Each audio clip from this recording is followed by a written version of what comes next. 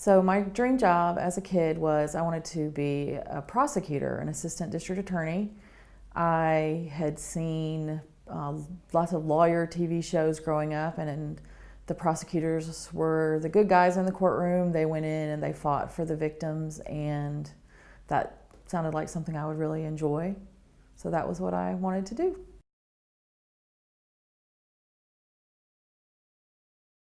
Legal Services handles all of GDC's legal issues, with the exception of our litigation. Our litigation all goes through the Attorney General's office. But everything else, the transactional legal matters, meaning contracts, adverse action reviews, we review the internal affairs investigations conducted by OPS, we review all of the policy changes. And then really it's just any other legal question that comes through the door. It's very diverse, it's very fast-paced. It's hard to describe a typical day for you because the work that we do is very reactive rather than being proactive. Our goal is to protect GDC and its leadership. It's very busy, it's very active, and it's never the same day twice. I especially like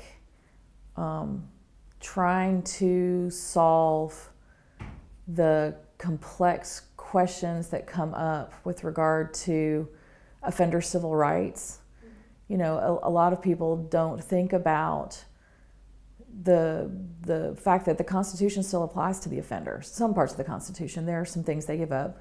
And so, you know, the really interesting things to me relate to applying constitutional principles for offenders in the security context of a prison. It can be very challenging. Maintaining a good work-life balance in a lot of jobs is challenging. It's particularly challenging if you're working in the criminal justice system because, you know, having been a prosecutor and my husband's in law enforcement and now here at GDC, one of the realities of our life is that the criminal justice system doesn't close at 5 o'clock.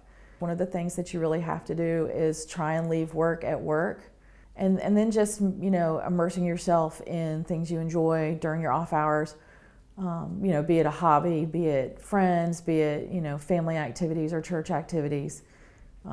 That, to me, that's what really helps, is spending a lot of time with my family when I'm not here.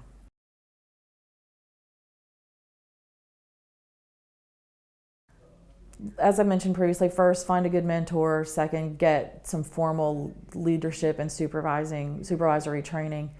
One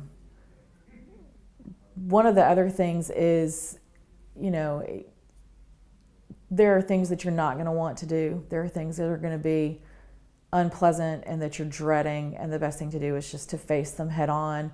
Empowering your people and being there for your people, supporting them.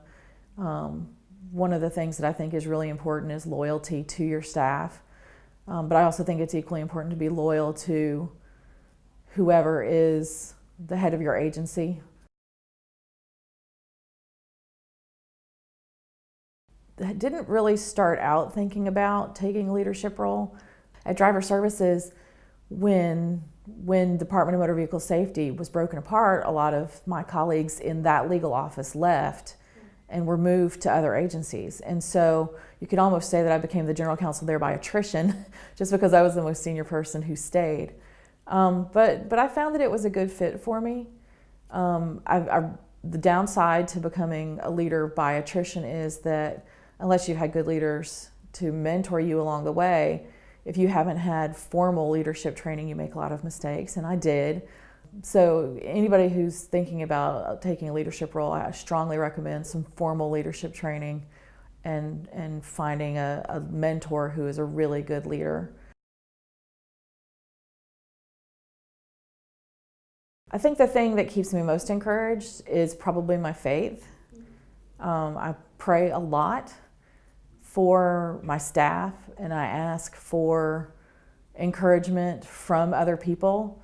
I have identified people here on the staff and also in my personal life where if there's something challenging that we're facing, praying myself and asking others for prayer is is very helpful.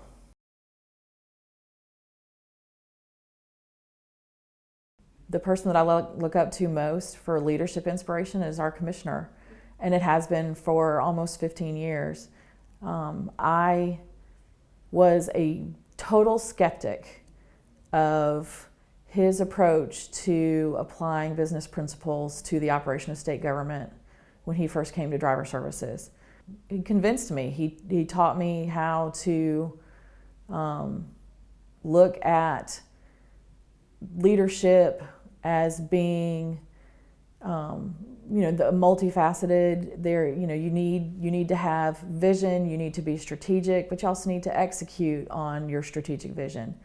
The basic principles that he talked about as far as being strategic and having a vision and having a plan where we're constantly trying to improve our operations and then executing on those plans still applies here and works here. And I'm not always great at emulating the things that he taught me, but I do remember those lessons, and I do find those to be inspiring. First and foremost, be excellent in everything that you do. Take your work seriously. Take your professional reputation seriously. The world has changed, and there are more and more opportunities for women to do anything and everything. But in order to take advantage of those opportunities, you have to be excellent at your job. You have to look for opportunities. You have to network with the people around you. It doesn't have to be something formal or where you're having networking mixers or something like that. But if you develop relationships with the people that you're working with, those relationships can help you throughout your career.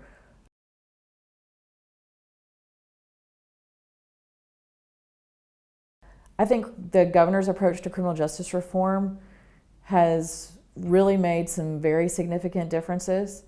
Having started my career as a prosecutor a long time ago, back when it was, the philosophy was basically very much more structured toward long-term incarceration of offenders, and seeing the impact that a more rehabilitative approach can have, and seeing actual offenders succeed.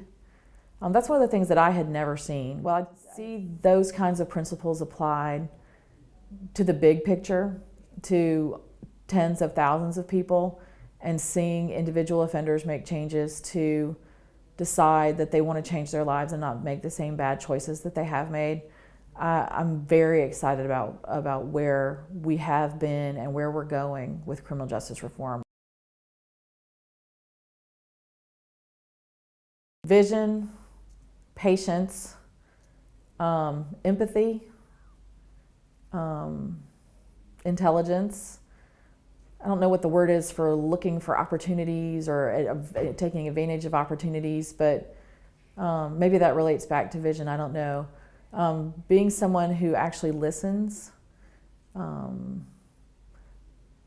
identifying a plan and a course of action and actually following that course of action, even if it doesn't turn out perfectly. Just executing on your plan and trying to actually make things happen. I'm not mentoring anybody formally. I try to be an example, and I'll be honest with you, it's not unique to being at the office. It's I try to make good choices in everything that I do, and be helpful and kind and patient and generous, and hopefully that's anyone who's watching me, male or female, if they're learning anything from me, it's they're watching me empower my staff, be there for my staff, and do it with some grace.